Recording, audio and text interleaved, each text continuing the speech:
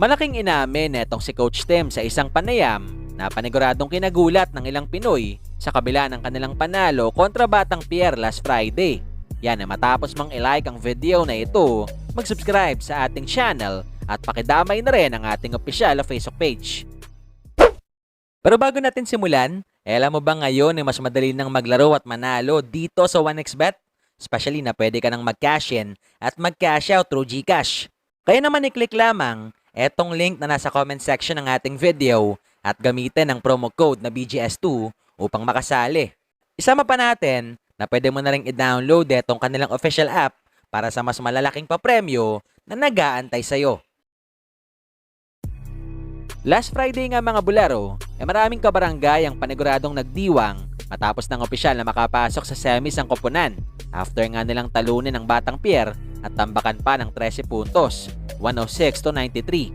Pero maliban dyan, matapos ang tapatan, naging laman din ang usap-usapan after the game etong di paglalaro ng isa sa mga key players ng Batang Pier na si Arvin Tolentino na naging dahilan upang magduda ang ilang PBA fans na scripted etong naganap nilang laban kontra Ginebra.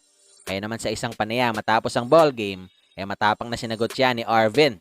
But ito, nung last game namin, medyo hindi na nawala yung pain. Sa 10 out of 10. So I had to go to the doctor. And yun yung fine. But good news naman is his structure na is okay. Yun yung findings naman. So rehab and strengthening. Samantala sa kabilang banda, ilang linggo bago maganap etong nalalapit na panibagong window ng FIBA, a few days ago naging laman nga ng usap-usapan mga bularo etong kumalat na balita regarding sa pagiging permanenteng head coach ni Tim para sa Pilipinas na talagang kinatuwangan ng maraming Pinoy. Pero matapos nga siyang matanong regarding sa bagay na yan, after ng kanilang laban kontra Batang Pier, may malaking inamin etong si Cone patungkol dyan. So there's nothing going on. We've had some conversations, but there's nothing that's been done so far. I think everybody's jumped the gun on this, and I think that's up to the SPP. I think they're still up in the air about it, and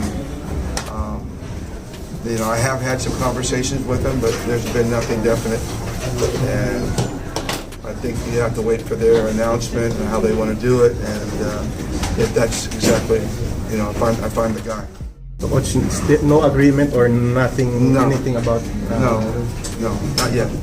I'm hoping it's, and for it's kind of a not yet, but I'm not sure that I'm the one they're settling on yet.